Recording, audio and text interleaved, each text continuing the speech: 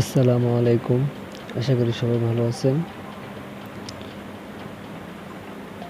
আজকে আমি কথা বলবো বিল্ডিংয়ের শর্ট কলম নিয়ে। বিডির নিচে যে কলমটা থাকে আমরা সাধারণত ওই কলমটিকে শর্ট কলম বলে থাকি। তো আজকে এই শর্ট কলম নিয়ে কথা বলবো। ভিডিওটি শুরু থেকে শেষ পর্যন্ত দেখতে থাকুন। আশা করি কিছুটা হলেও আপনাদের উপকার হবে। প্রথমে আপনারা শর্ট কলম ডালার সময় একটা জিনিস খেয়াল রাখবেন, বিল্ডিংয়ের বিডি যাতে ঠিক থাকে, অ্যাকুরেট থাকে। প্রত্যেকটা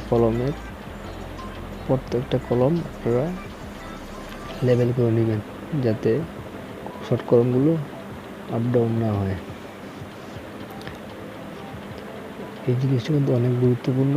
আপনারা অবশ্যই বিল্ডিংয়ের শর্ট কলম অবশ্যই লেবেল করে নেবেন, তাহলে আপনার বিডিটা ঠিক থাকবে। আর শর্ট কলম ডালার আগে অবশ্যই কলমের গোড়াগুলো অবশ্যই পরিষ্কার করে নেবেন, যাতে কোনো ময়লা না থাকে। ভালো করে পানি গ্রাডিং দিয়ে নেবেন যাতে কলমটা অনেক মজবুত হয়। আশা করি জিনিসটা বুঝতে পারছেন। আর দ্বিতীয়ত যে বিষয়টি নিয়ে কথা বলবো, দ্বিতীয় বিষয়টি হলো আপনারা খেয়াল রাখবেন অনেক সময় ঢালাই দেওয়ার সময় কলমের রডগুলো একদিকে চলে যায়। এই রডগুলো যাতে সেন্টার ঠিক থাকে, এই জিনিসটা আপনারা নিশ্চিত করবেন, যাতে পরবর্তীতে আপনার কলম করার সময় যাতে সেন্টার ঠিক থাকে। আশা করি আপনারা বুঝতে পারছেন।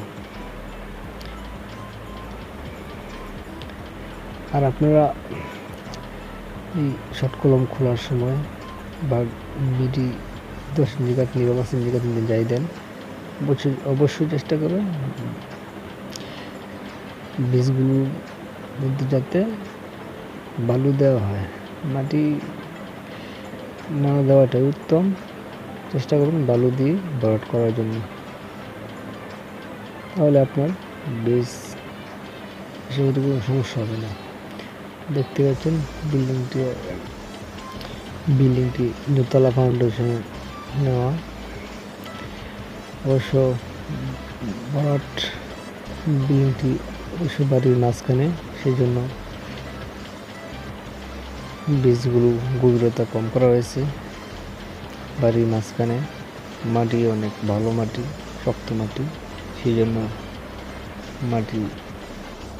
আপনারা অবশ্যই মাটি পরীক্ষা করে নেবেন, ইঞ্জিনিয়ারের পরামর্শে কাজ করাবেন, তাহলে সমস্যা হবে না।